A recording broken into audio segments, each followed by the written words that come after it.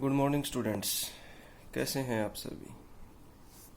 10+2 का इकोनॉमिक्स की जो इंडियन इकोनॉमी बुक है अपनी, उसके अंदर इकोनॉमिक रिफॉर्म्स का लास्ट टॉपिक चल रहा है an appraisal of LPG policies कि मतलब मूल्यांकन। जो एलपीजी पॉलिसीज़ हैं, लिबरलाइजेशन, प्राइवेटाइजेशन, ग्लोबलाइजेशन, उन नीतियों का मूल्यांकन करना है हमने कि वो ठीक रहा कि गलत रहा, कैसा रहा। तो कह रहा है कि briefly refer to as LPG policies the term implies policies related to liberalisation, privatisation, globalisation. An appraisal of LPG policies implies an appraisal of NEP, new economic policy, or an appraisal of economic reforms initiated since 1991। ठीक है, तो सबसे पहले है merits of LPG policies कि LPG policies के merits क्या क्या हैं।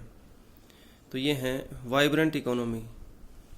तो वाइब्रेंट इकोनॉमी का मतलब क्या हो गया, Indian economy has definitely become a more vibrant economy कि भारतीय अर्थव्यवस्था क्या होगी, निश्चित रूप से एक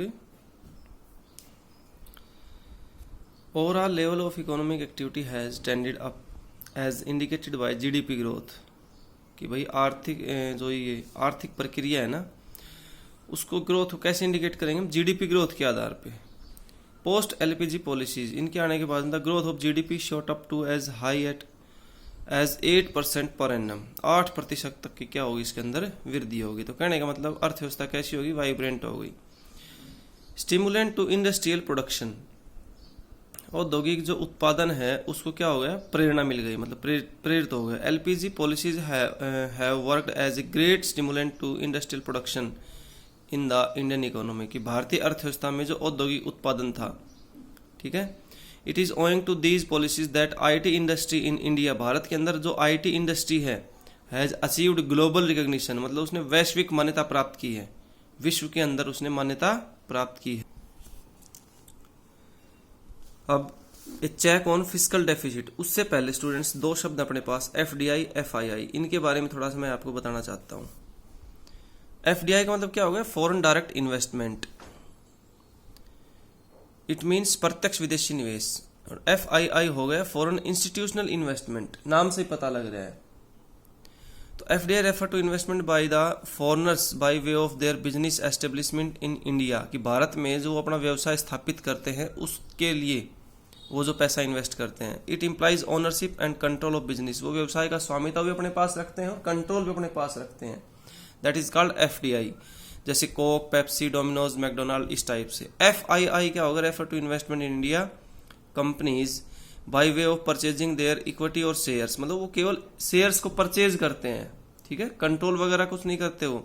by the foreign banking and non banking institutions, it does not involve any kind of direct control on the management of the Indian companies. समझ गए डिफरेंस। एफडीआई का मतलब वो मैनेजमेंट में, कंट्रोल में पूरा 100% अपना हिस्सा लेते हैं, एफआईआई में शेयर्स परचेज करते हैं। A check on fiscal deficit, mounting fiscal deficit has been serious threat, एक गंभीर खतरा है to the process of investment in the Indian economy, भारतीय अर्थव्यवस्था में निवेश की प्रक्रिया में। From as high as 8.5% of GDP has been brought down to around 3.5% of GDP, ठीक है, कितना कम हो गया है कहने का मतलब। चेक ऑन इन्फ्लेशन, जो मुद्रास्फीति है उसके ऊपर भी, owing to the greater flow of goods and services in economy, rate of inflation has been lowered, मुद्रास्फीति की दर क्या हो गई, न्यूनतम हो गई। इन द ईयर 2011-12 टू 13-14 जो inflation was in the range of 6 to 9% per annum. For year 17-18 के अंदर क्या हो गया, 2.9%, कितना डाउन हो गया, एस्टिमेट था ये। कंज्यूमर्स सोवर्जेंटी मतलब स्वतंत्रता उनकी, प्रभुसत्ता। Consumer sovereignty has expanded over time,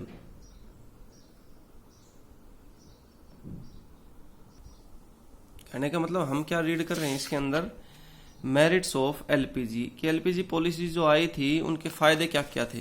तो इकोनॉमी वाइब्रेंट हो गई, इंडस्ट्रियल प्रोडक्शन को स्टिमुलेंट हो गया, प्रेरणा मिल गई, फिस्कल डेफिसिट का कंट्रोल हो गया, इन्फ्लेशन का हो गया, ठीक है, कंज्यूमर्स की सोवर्जेंटी हो गई, स्वतंत्रता हो गई कि उनको consumer sovereignty has expanded over time. This is evident from the fact that a large variety of goods services from the diverse global market are now within the easy reach of the buyers. क्रेताओं तक आसान पहुंच हो गई उनकी.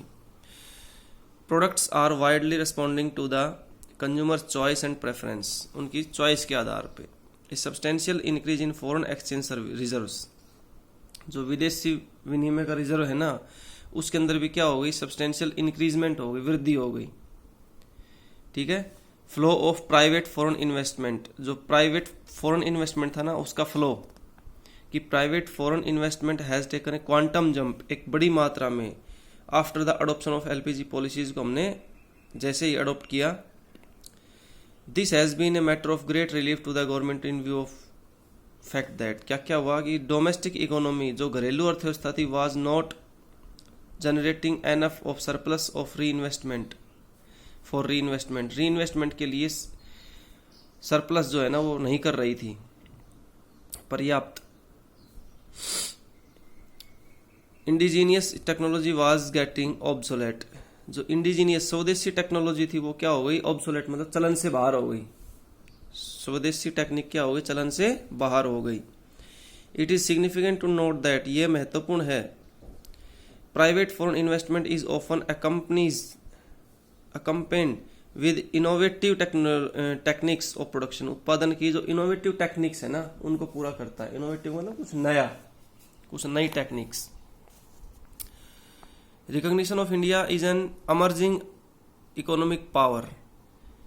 ठीक है. भारत की पहचान कैसी हो गई, एक आने वाली आर्थिक सत्ता, आर्थिक शक्ति, आने वाली आर्थिक शक्ति के बारे में इसकी पहचान हो गई.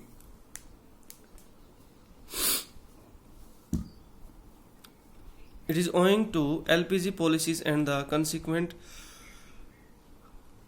rise in the overall level of economic activity that India is now being recognized as an emerging economic power in the world. कि संसार के अंदर एक बड़ी शक्ति के रूप में मान्यता मिल गई इसे. This recognition, यह पहचान, यह मान्यता, particularly by developed nations of the world. ठीक है, कि जो संसार के विकसित देश हैं उनके द्वारा विशेष रूप से, not only raises India's economy ranking in the world but also boost confidence of the global investors in the Indian economy as their preferred destination of investment. कि उनके इन्वेस्टमेंट के लिए वो प्रेफर करें, इसको सबसे मेन पॉइंट में लेके प्रेफर करें कि हमने इंडिया में इन्वेस्टमेंट करना है. A shift from monopoly market to competitive market. Monopoly market की बजाय किसकी तरफ, launch of LPG policies has caused a significant shift in the structure of the Indian market. भारतीय अर्थव्यवस्था का जो स्ट्रक्चर ढांचा था, Indian markets are now increasingly shedding its monopolistic characters and become more and more competitive in nature. ठीक है. प्रकृति में कैसी बनती चली गई है, प्रतियोगिता. For instance, a couple of decade back, products like cars, refrigerators, ACs, PCs were the monopoly market of select brands only. Now a variety of these products are available at competitive prices. प्रतियोगी कीमतों के ऊपर आज बहुत से, ये जितने हमने पॉइंट्स इस प्रकार के उदाहरण लिए हैं, ये मार्केट के अंदर क्या हो गए, पहले मोनोपोली इनका एक अधिकार था, इनका कोई प्रतिद्वंदी नहीं था, लेकिन आज क्या है, उनका अवेलेबल हो गए हैं प्रतियोगी कीमतों के ऊपर. ठीक है स्टूडेंट्स, तो हमने ये पढ़े हैं आज अप्रेजल ऑफ एलपीजी पॉलिसीज का, merits of the LPG policies, और उसके बाद में demerits of the LPG policies है. नेगलेक्ट ऑफ एग्रीकल्चर, बहुत इजी से पॉइंट है, यदि आप इनको एक बार डिस्कस करेंगे ना, हल्का सा रीड करेंगे तो ये क्लियर आपका हो जाएगा. नेगलेक्ट ऑफ एग्रीकल्चर, खेती को अनदेखा करना, कहने का मतलब, बहुत इजी से पॉइंट ले रखे हैं. Urban concentration of growth process. ठीक है. संवर्धी प्रक्रिया का क्या होगा, शहरी केंद्रीकरण. अर्बन कंसंट्रेशन, शहरों के ऊपर केंद्रीकरण किया गया. इकोनॉमिक कॉलोनिज्म, आर्थिक शोषणता. आर्थिक शोषणता भी क्या है, इसका एक पॉइंट है. स्प्रेड ऑफ कंज्यूमरिज्म, जो उपभोक्तावाद है ना, उसको बढ़ावा देना. ठीक. और फिर है ये लॉपसिडेड ग्रोथ प्रोसेस, जो संवर्धी प्रक्रिया है. ये कल्चरल इरोजन, सांस्कृतिक जो है वो भी क्या हो गया, कटाव हो गया इनका. संस्कृति के रूप में भी पिछड़ते चले गए हम। कहने का मतलब क्या हो गया, विच वे टू गो, ठीक है, किस प्रकार का हमें चलना चाहिए था। ये चैप्टर का लास्ट टॉपिक है। इसके साथ ही अपना ये टॉपिक खत्म होता है। इसके मेरिट्स डिमेरिट्स 5-5 पॉइंट आप रीड कर लेना, सारे नहीं, इसमें 9 दे रखे हैं, कोई 5 से 6 पॉइंट आपको जो आसान लगे वो अपने याद करके नोट कर लेना, ठीक है। 5 ही मेरिट्स के और 5 ही डिमेरिट्स के, ठीक है स्टूडेंट्स, ठीक है। ये अपना हो गया है अभी 6 चैप्टर हो गए हैं इंडियन इकोनॉमी बुक के। 7 चैप्टर है पुअर्टी वाला। ये नेक्स्ट टॉपिक हम करेंगे अगले उसमें। Thank you students.